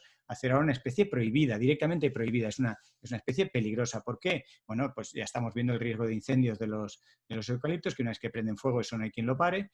Es una especie que consume el agua, por ejemplo, de una manera desproporcionada, por eso crece tan rápido y podemos pensar, bueno, claro, en Galicia, en Asturias hay agua de sobra. Bueno, hay agua de sobra, depende de cuántos eucaliptos haya en una determinada ladera chupando agua. Puede que no haya tanta de sobra. Y en las marismas del Guadalquivir, por ejemplo, que se pusieron para regular algunas lagunas, pues tuvieron que ser arrancados porque dejaban sin agua algunos sitios clásicos de aves acuáticas. En Doñana pues, eran emblemáticos algunos eucaliptos preciosos que albergaban murciélagos y especies de aves muy valiosas y sin embargo hubo que quitarlos porque eran unas bombas de agua muy potentes. Y el tercer efecto de los eucaliptos, hemos hablado del incendio, del riesgo de incendios, hemos hablado de este efecto de secar el terreno y de explotar, de utilizar muchos recursos, sobre todo hídricos, y luego lo que se denominan efectos alelopácticos. Alelopático es el término técnico, pero que viene a ser estas hojas que huelen tan bien, estos compuestos secundarios tan buenos para, digamos, limpiar nuestro sistema respiratorio, pues indudablemente son compuestos muy fuertes que tienen efectos biológicos muy potentes y que inhiben el crecimiento de muchas otras especies, no solo de competidores, que posiblemente por ahí fuera alguna de las ventajas para el propio eucalipto, o sea, que elimina competencia, sino que también elimina incluso especies simbióticas de hongos en el suelo, especies de otras plantas e incluso especies animales. Con lo cual empobrecen mucho los eucaliptos. Cuando uno los ve en su sitio en Australia, donde están integrados y donde hay especies que han coexistido, el mismo koala, ¿no? Y tantas especies que se lo comen. Pero tú, ¿qué animal en España, si lo queremos poner, se come una hoja de eucalipto? Si eso es una bomba química, eso no hay quien lo digiera, ¿no? Porque pues requiere unos cuantos miles de años de evolución. Entonces, en Australia el eucalipto está muy bien y es bonito y no provoca ningún desastre ecológico, lo que estamos diciendo. Incluso los bosques de eucaliptos naturales tienen unas densidades medias bajas que no los hacen tan peligrosos desde el punto de vista de un incendio. Pero claro, el problema es aquí que queremos sacar rendimiento a una ladera de un monte en 20 años y no hay mejor especie que un eucalipto. También hay que entender ese punto de vista, como decía, el punto de vista de las personas que comen la carne de monte. No podemos decirles, se acabó la carne de monte. Tenemos que dar alternativas y esto es una labor social, ¿no? De todos. Y a las personas que viven en Galicia, en Asturias, en Cantabria, que han puesto su inversión o que, en fin, que el negocio familiar o tal ha sido la plantación de eucaliptos, hay que, entre todos, buscar alternativas porque esos eucaliptos no nos vienen bien, ¿no? Y algunos hará falta para las plantas generadoras de pasta de papel, pero no en los números probablemente que hay en la actualidad. Y esto es una transformación que pasa no solo por decisiones políticas, que a veces tendemos, como tú decías, a pasarle la pelota a los políticos, pero tenemos todos que comprender, entender al que planta eucaliptos, no demonizarlo, como tampoco demonizar al murciélago por tener virus. No se trata de demonizar y culpabilizar a nadie, pero sí identificar que eucaliptos interesa que haya menos. Y el roble es una especie que cumple muchas funciones y cuando tenemos pocos espacios naturales o poca superficie natural, pues nos interesa a todos que haya más robles que eucaliptos. Claro. Es que es verdad que, bueno, lo que comentabas antes cuando dices que lo que hay que cambiar es el sistema, abajo el capitalismo, ¿no? Como que, bueno, yo creo que a las personas es natural en nuestra evolución, los cambios nos dan miedo, ¿no?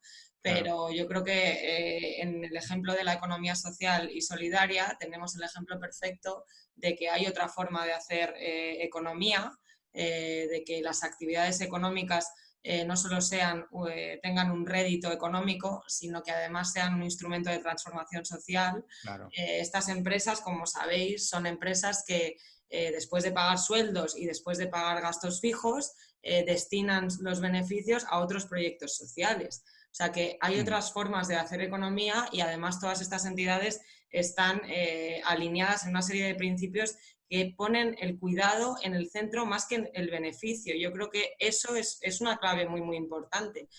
Antes hablabas también de esa externalidad, ¿no? Es interesante, a nosotras esa es una batalla que tenemos, os adelanto un poco que en algún momento lanzaremos una campaña política, porque nos parece increíble que las marcas que tienen sellos ecológicos, con lo que cuesta de inversión tener un sello ecológico, con la dificultad que es mantener ese sello ecológico, porque, por ejemplo, el sello ecológico europeo va cambiando de políticas que deciden un grupo de expertos científicos de manera pública en la Comisión Europea. Mantener ese sello durante los años, teniendo en cuenta que las políticas cambian según se va acumulando evidencia científica, cuesta mucho. Entonces, entre que tenemos un volumen menor que las marcas convencionales y que además cuesta mucho mantener este tipo de certificados, tenemos una desventaja clara. Entonces, sí que queremos pedir que haya una fiscalidad verde, o sea, que los productos que son buenos para el medio ambiente cuesten menos y que comprar plástico y que comprar productos tóxicos que tienen fórmulas con sulfatos y con fosfatos cueste muy caro y que lo que es bueno para la tierra esté a un alcance de mayoría, porque es verdad que al final solo vamos a ver un cambio en los ríos, que ya no acumulen fosfatos, que ya no acumulen sulfatos, si todo el mundo tiene acceso a estos productos. Si estos productos son exclusivos, no vamos a poder ver ese cambio, ¿no? Entonces, vamos a pedir un poco más adelante un cambio en la forma en los impuestos que tienen los productos que tengan sello ecológico, para promover un cambio de precios y que realmente podamos competir y la gente nos elija, porque a veces es muy difícil. Nosotras, esa es una lucha que tenemos muy fuerte con el precio porque queremos que llegue a todo el mundo. Entonces, sí que es verdad que hay que buscar O sea, no podemos soltar el sistema sin tener en cuenta que también hay consecuencias. Es decir, lo que decías tú, la familia de Galicia que invirtió todo ese dinero en eucaliptos, pues habrá que dar una alternativa y habrá que ver cómo se hace esa política, que yo creo que está en camino. Sí. Últimamente se están anunciando determinadas cosas, está en camino, o sea que hay que tener en cuenta todo, que no se puede soltar, que se cierre Zara, por ejemplo, ¿no? Que tiene unas prácticas muy poco sostenibles. Eso es imposible porque hay miles de familias que también... Entonces hay que encontrar una forma de que todo el mundo esté bien. Y claro, es complejo, pero no. Yo siempre digo para provocar que no es conceptualmente admisible que 1 kilo de tomates en el Carrefour te cueste 60 céntimos. O sea, eso deberíamos, como Homo sapiens, decir, es imposible. O sea, es matemáticamente imposible que 1 kilo de tomates me cueste 60 céntimos. Es demasiado barato. O sea, no puede ser. ¿Por qué vale 60 céntimos? Pues por lo que estamos hablando, porque nadie ha recargado en el kilo de tomates la contaminación, los efectos colaterales de producirlos de esa manera. Cuando tú haces una práctica más sostenible, resulta que el kilo de tomates te sale a 2, 3 euros y entonces tienes muchos comentarios de gente que te dice, joder, me fui a comprar un producto ecológico, qué caro, qué careros son, y luego ni siquiera son tan ricos y vienen todos picados y son feos. Y digo, claro, pues bienvenido al mundo real. Eso se va pareciendo al mundo real. Lo otro es un mundo de yuppie en el que se creen que los recursos son infinitos, que la naturaleza tiene una capacidad infinita de aceptar contaminantes y entonces yo te ajusto el precio del mercado mirando si Mercadona, Carrefour, Simply o el que sea, qué precios pone, yo hago una guerra de precios, al final eso no puede ser. Entonces, esas son de las cuestiones de la madurez que yo digo social, que espero que alcancemos en una sociedad 2.0, que no se deje llevar por la tentación de unos tomates a 60 céntimos el kilo. Que entienda. Mira, Daniel lleva un tiempo levantando la mano, yo lo veo por aquí a Daniel. Tenemos aquí una pregunta de Noemi y una pregunta de Vivir sin Plástico. Adelante. Lo que pasa es que los dos habláis muy bien y es normal que no tenga lugar a es que no te he visto, perdóname.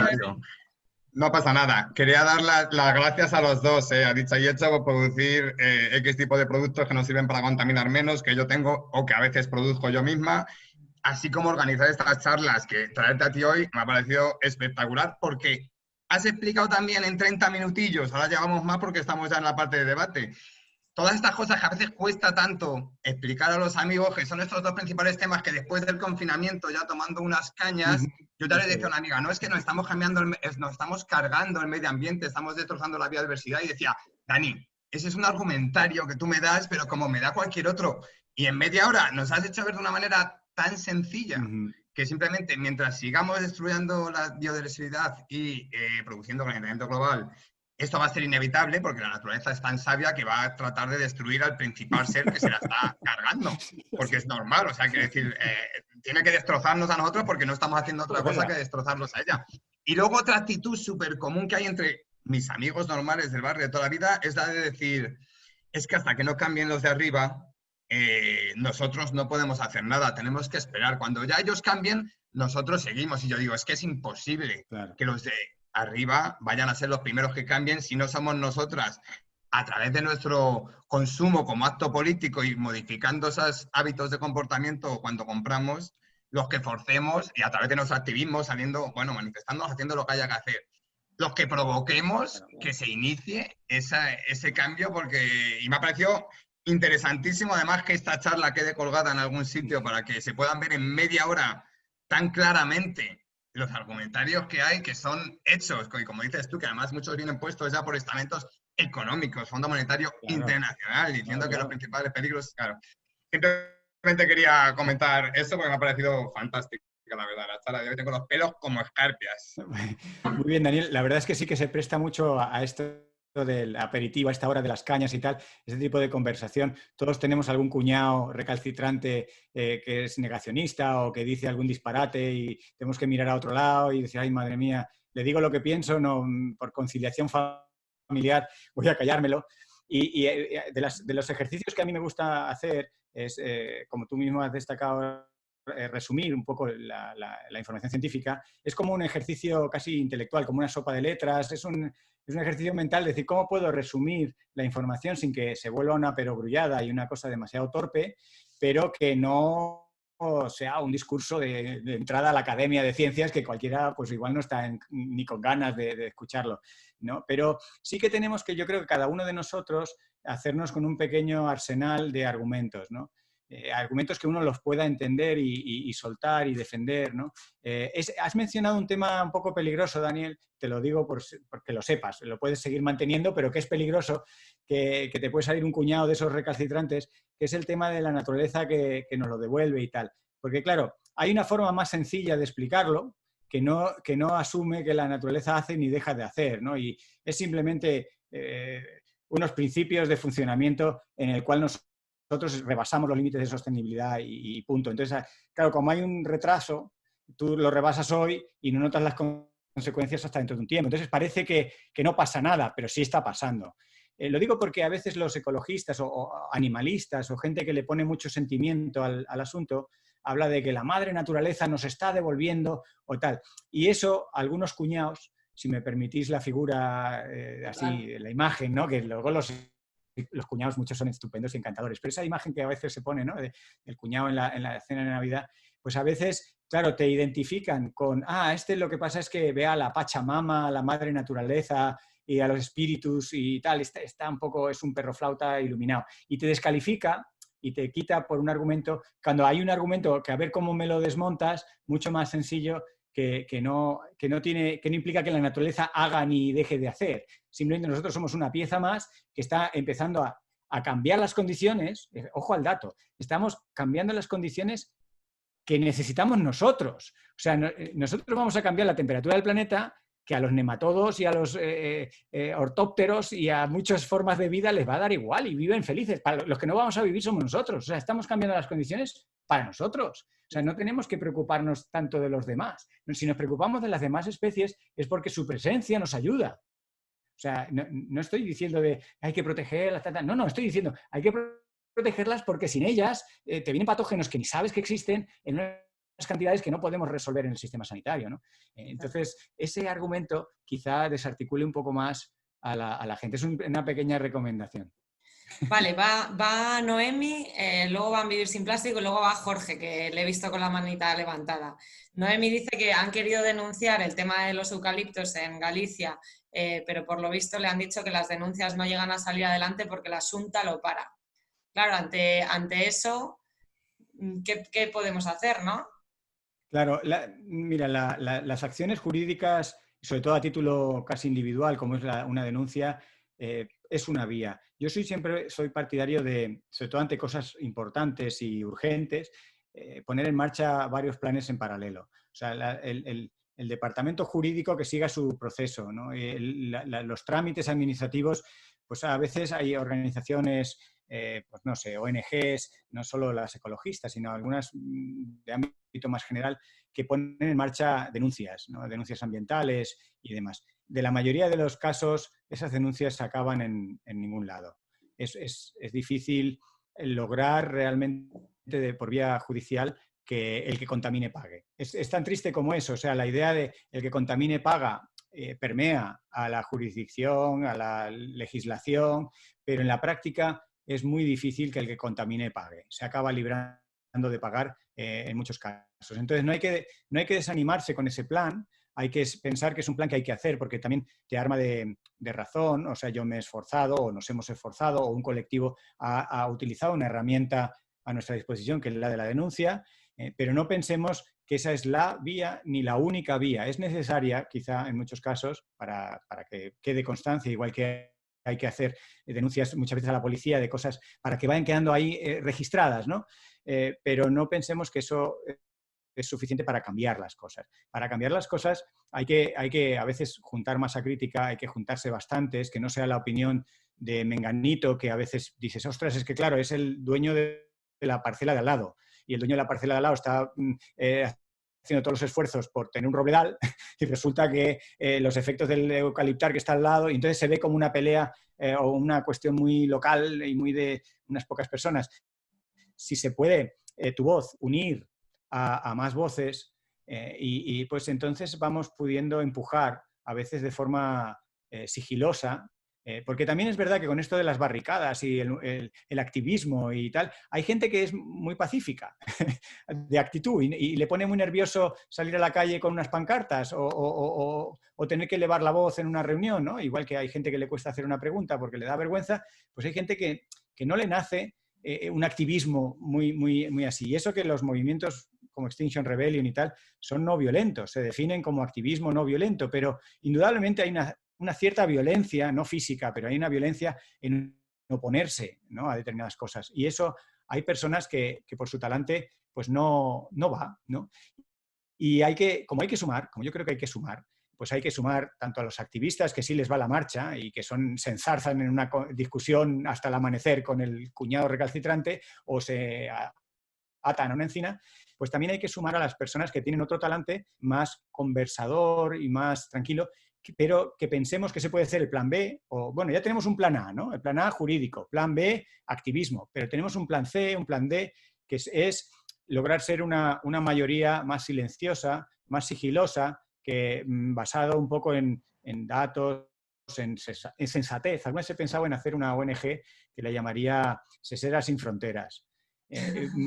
Porque realmente a veces lo único que hace falta es reunir el sentido común de personas distintas que han vivido en sitios distintos, con experiencias distintas, y esa especie de sensatez que cuando se la oyes a alguien dices, no lo he entendido muy bien, pero lo veo sensato. Hombre, eso está bien. Y esa es una forma muy sigilosa, muy gradual, que permea y que a determinadas personas le es más compatible con sus biorritmos, ¿no?, que el activismo. Pregunta Vivir sin Plástico. ¿Qué importancia tiene la biodiversidad en las ciudades? Siempre que hablamos de biodiversidad pensamos en bosques y espacios naturales, pero en las ciudades también hay muchas especies. ¿Sería importante renaturalizarlas o no juega un papel relevante en las ciudades? Mira, el clásico de me alegro que me haga esa pregunta, porque es tal cual. O sea, esta mañana cuando preparaba la presentación he quitado, para hacerla más corta, 3 o 4 diapositivas sobre la naturaleza en las ciudades.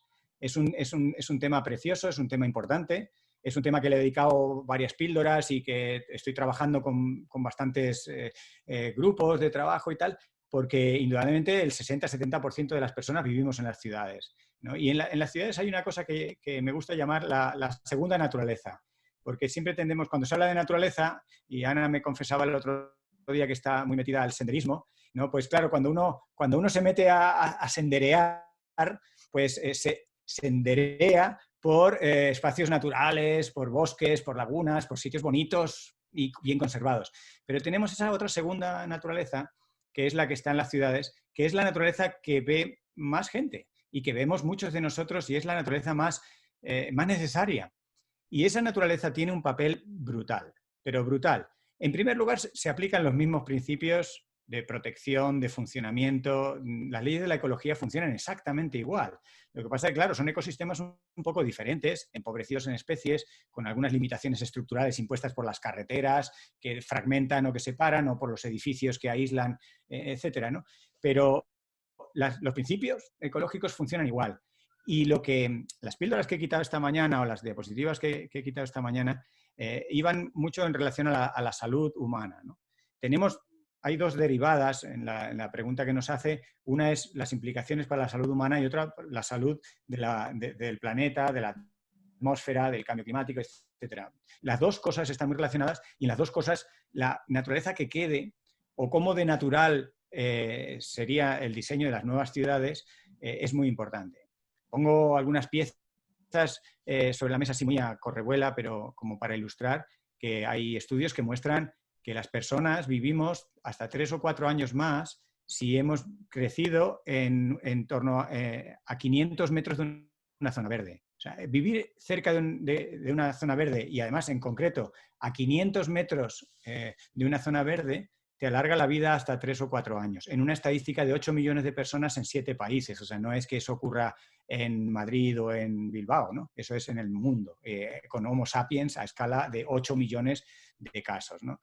O sea que realmente la naturaleza nos impacta de forma muy directa, aunque sea esa segunda naturaleza muy simplificada que son los parques, las áreas ajardinadas, los corredores y demás, ¿no? Y luego, indudablemente, la función que pueda tener de captación de aerosoles está documentado. No es perfecta ni es a lo mejor igual de eficaz que unos filtros que pusiéramos en las avenidas, ¿no? Pero los árboles y las zonas verdes captan aerosoles, quitan del medio algunos contaminantes y tienen un papel también beneficioso desde ese otro punto de vista, no solo desde el punto de vista más psicológico, que era lo que estaba mencionando, o psicosomático para la especie humana. Y en cuanto a las ciudades más saludables, que las pudiéramos recorrer andando, no solo serían saludables cardiovascularmente, sino en cuanto a emisiones. Y ahí hay muchas alternativas a ciudades que intentan reorganizar las distancias que una persona tiene que recorrer para que las pueda hacer andando o en bicicleta, ¿no?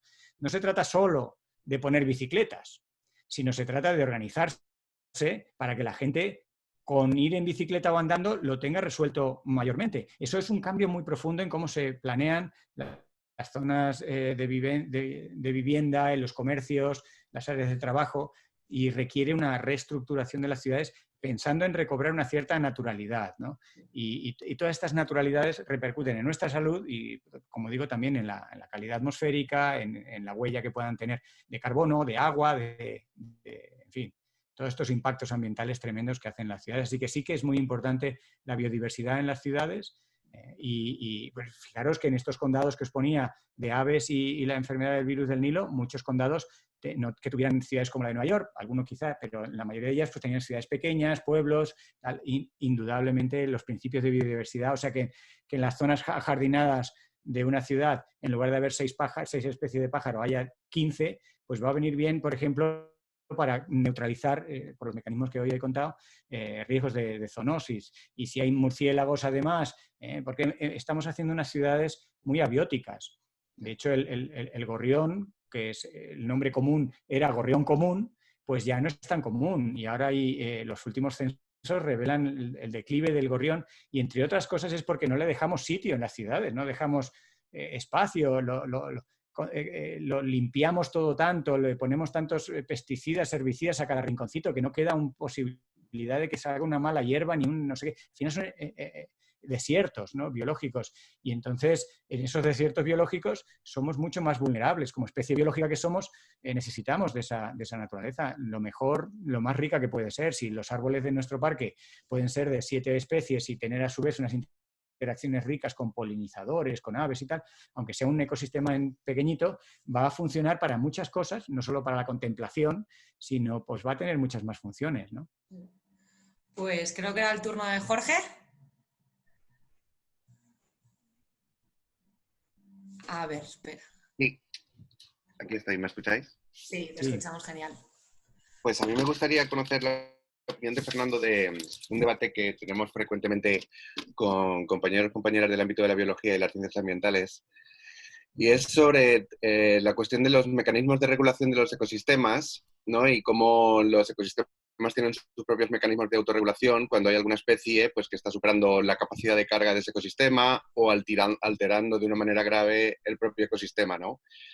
Y si pensamos en el sistema Tierra, en el planeta Tierra, como Gaia, ¿no?, como un sistema vivo, y como en la teoría de Gaia, muchas veces reflexionamos sobre esto, ¿no? Sobre si no será estos mecanismos de autorregulación de la Tierra cuando hay una especie que está sobreexplotando la capacidad de carga y que está poniendo en riesgo la estabilidad o la viabilidad del resto del conjunto de ecosistemas. Y entonces el luchar contra la pandemia sería un propio mecanismo de lucha contra la naturaleza también, ¿no? Que está intentando regularse porque nos hemos desacoplado de los procesos naturales, ¿no? Totalmente, Jorge. Ese es un marco muy razonable para ponernos en contexto.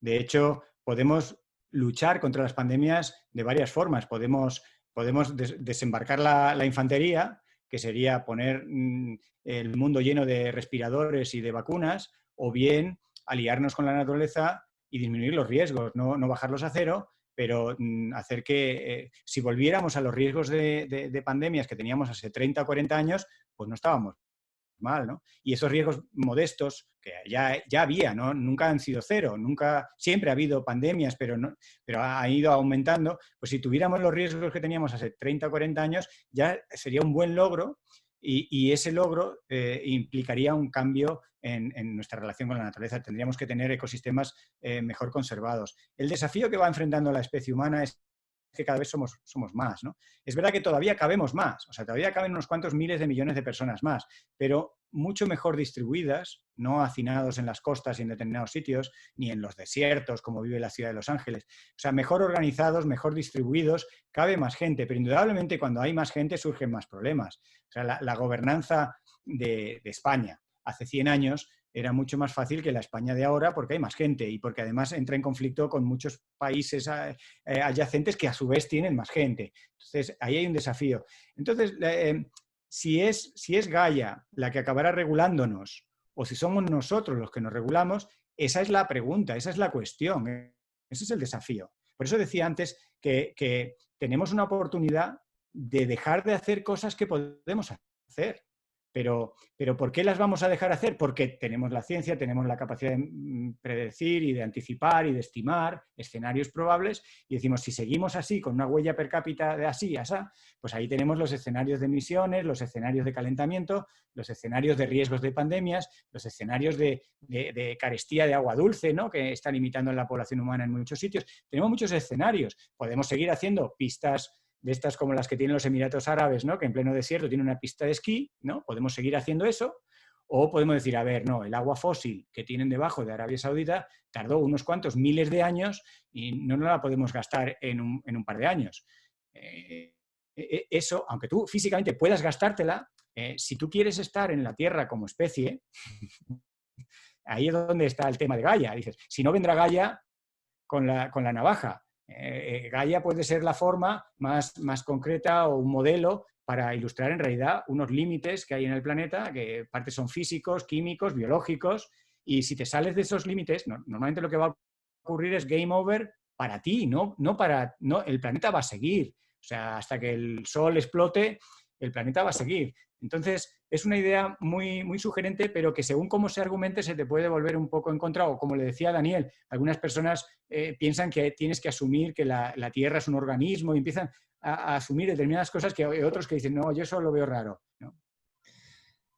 Sí, o sea, es verdad, para jugar un poco con el argumento de Jorge, que parece con ese argumento de, ves, la naturaleza nos está castigando, como que soltamos nuestra responsabilidad, ¿no? Claro. Esto nos pasa porque lo hemos hecho mal y ya no podemos hacer nada. O sea, yo creo que lo que nos diferencia de otras especies es nuestra conciencia, nuestra capacidad de saber lo que está ocurriendo y tomar acción. Y si formamos parte de esa regulación de manera positiva, probablemente podamos convivir más personas. O sea, que yo creo que se pueden hacer miles de cosas. O sea, que es que no es el fin. Lo que pasa es que tenemos que ser conscientes de ello y el cambio tiene que ser más bien rápido, ¿no?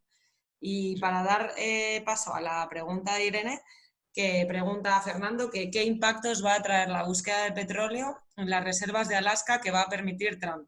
¿Cómo es posible que este personaje tenga este poder tan devastador sobre el planeta y no se pueda evitar?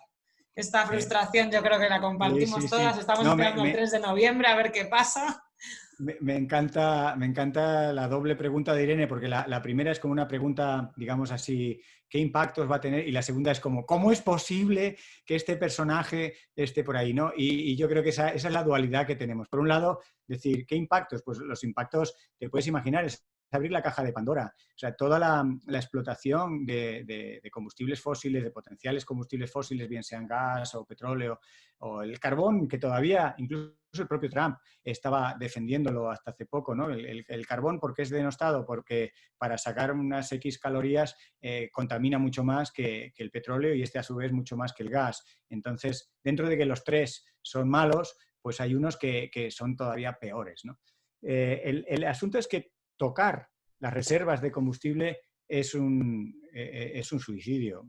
Le llaman ecocidio, ¿no? Algunos ecologistas, pero realmente es eso, es abrir una caja de Pandora. ¿Por qué? En primer lugar, si los empiezas a poner en circulación, los vas a quemar y por quemarlos, pues ya acrecientas el problema del cambio climático. Pero además, para ponerlos en circulación, tienes que normalmente hacer un atentado ecológico de marca mayor tienes que abrir espacios en ecosistemas naturales. Actualmente los ecosistemas árticos son ecosistemas muy sensibles porque almacenan mucho carbono. ¿Por qué lo almacenan? Porque como hace frío, pues el frío hace que los procesos naturales vayan despacio. Entonces, los organismos fotosintéticos, las plantas, los árboles, fijan la radiación, fijan el CO2 y hacen unos almacenes de materia orgánica que se mantienen porque hace frío. Ahora, si tú aquello con el calentamiento le empiezas a dar vida y si encima con actividades de gaseoductos o con infraestructuras empiezas a abrirlo, a transformarlo y demás, estás empezando a movilizar reservas de carbono que han tardado siglos o milenios o incluso millones de años en escala de los que ya se han fosilizado, pues los estás movilizando en cuestiones de meses o de pocos años. Así que todo eso es la caja de Pandora. Estás realmente abriendo un ecosistema que te está actuando ahí como una reserva que tú quieres tenerla reservada con los permafrost.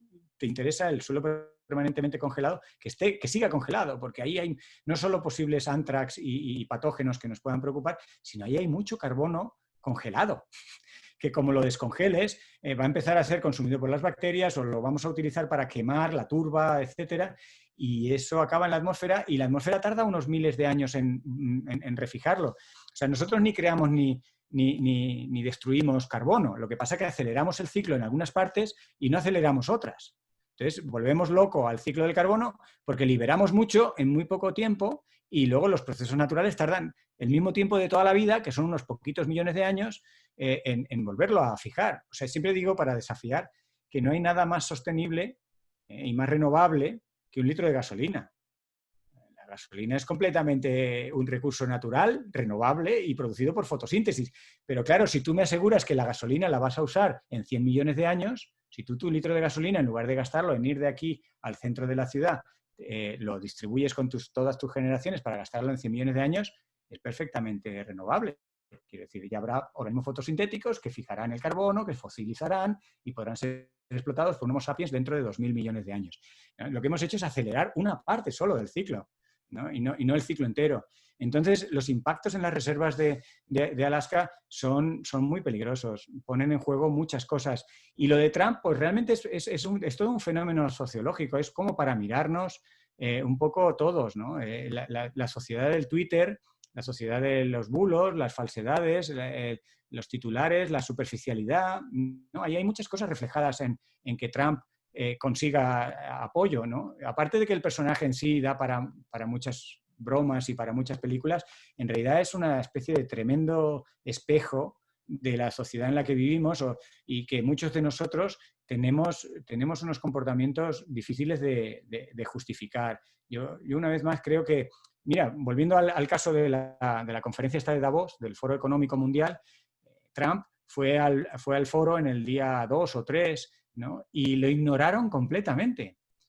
Trump era como zumbido de moscas en las orejas de todos estos financieros. Hablamos de financieros como BlackRock y grandes empresas que mueven dinero muy superior al Producto Interior Bruto de muchos países como España. O sea, estamos hablando de grandes firmas que mueven grandes cantidades de dinero con tantos ceros que yo soy incapaz de entender eso que significa, ¿no? Y esas empresas y esas instituciones financieras ignoraron completamente a Trump. Pero no por una cuestión ideológica o, bueno, como le puede pasar a Irene o a mí, que nos cae mal el personaje, sino lo ignoraban porque su escala, su visión, es tan a corto plazo que allí las entidades financieras es que ni les interesa. O sea, Trump se mueve a 3, 4, como mucho 7 años vista, y claro, en 3 o 4 o 5 años vista, seguir explotando combustibles fósiles puede que dé dinero, pero las entidades financieras están prohibiendo, las grandes entidades financieras con visión estratégica a décadas, que quieren tener oportunidad de negocio y seguirlo manteniendo durante muchas décadas, van viendo muy por delante. Y claro, las políticas de personajes como Trump son completamente antitéticas. Por eso me gusta traer a expertos de todos los campos, incluso de los campos de gente que su objetivo en la vida es hacerse millonarios. Pero si no está mal que tú te quieras hacer millonario, ahora dime cómo. Y a lo mejor algunas cosas pues podemos encontrar un acuerdo. Y cuando estas entidades financieras hablan de escalas de plazos de muchas décadas, ahí tenemos un punto en común con los científicos y con digamos, esa sensatez de la ONG de Sociedad Sin Fronteras, ¿no? De que las cosas hay que plantearlas con una mirada a largo plazo, porque si estamos tan preocupados en el presente y en el que yo hoy haga dinero y que en 3 años veamos acciones, pues nos perdemos de vista la estrategia última de por qué hacemos las cosas y cómo nos podemos ir poniendo de acuerdo en las grandes soluciones a los problemas y desafíos y en la búsqueda de alternativas realmente alternativas, no pequeños parches que te funcionan para trampear la economía, como estamos viendo ahora en la pandemia, que estamos sorteando pequeños escollos de un mes, de una semana, de que un comercio pueda mantenerse 15 días abierto, y eso es pan para hoy, hambre para mañana. O sea, que venda el pobre hombre o pobre mujer un par de cañas y un par de canapés, pues le permitirán mantener abierto el negocio unas semanas más, pero no estamos yendo al cogollo, en este caso, del problema, ¿no? Que es una pandemia y que no se resuelve porque tengamos 2 semanas más de actividad comercial. Y eso nos pasa mucho, le pasa a Trump de una manera muy evidente, y nos pasa como sociedad, que a veces caemos en la trampa del corto plazo. Absolutamente, sí. Pues nada, la verdad que, como siempre, habéis excedido todas las expectativas.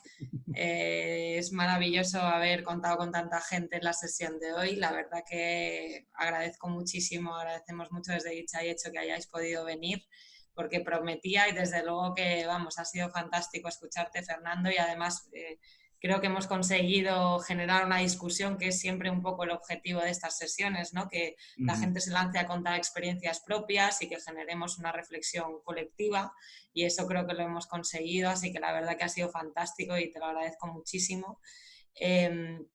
Aquí me mandan un mensaje nuevo y la verdad que me gustaría cerrar con esta reflexión que ha compartido Berto con todos, que dice que el hecho de que se haya podido explicar tan bien en tan poco tiempo pone de manifiesto la carencia que hay en la sociedad en cuanto a educación y concienciación ecológica y ambiental.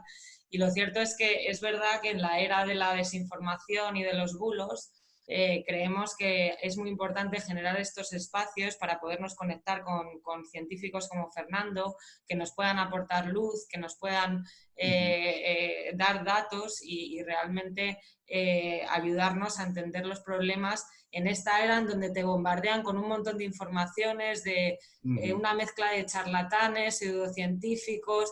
En todo ese camino estamos intentando buscar la luz hacia qué es lo que realmente está ocurriendo, y a veces no es fácil. Entonces, la verdad que creemos que es muy importante seguir generando estos espacios, y estos espacios realmente solo existen si la gente los apoya. Claro. Y la verdad que el apoyo ya ha sido fenomenal, así que nada, lo agradecemos un montón. Deciros que dentro de un mes vendrá el siguiente, mes y medio, vendrá el siguiente de Cañas por la Tierra. Hablaremos sobre las cooperativas de luz renovable y el modelo energético, con varios grupos. Creemos que no es que lo creamos, es que hay datos de esto.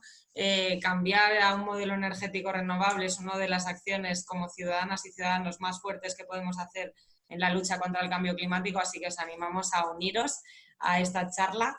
Y nada más, miles de gracias de nuevo, Fernando, y a todo el mundo que se ha unido. Y nada, estar ahí pendientes para cuando anunciemos nuevas fechas, por favor. Un placer, un gusto. Para mí contáis conmigo para estos líos y los que haga falta. Y nada, gracias también a vosotros por sacar vuestro tiempo para escucharnos, y adelante. Un abrazo. Muchísimas gracias. Cuidaros mucho. Nos vemos prontito. Miles de gracias. Chao, chao. Gracias.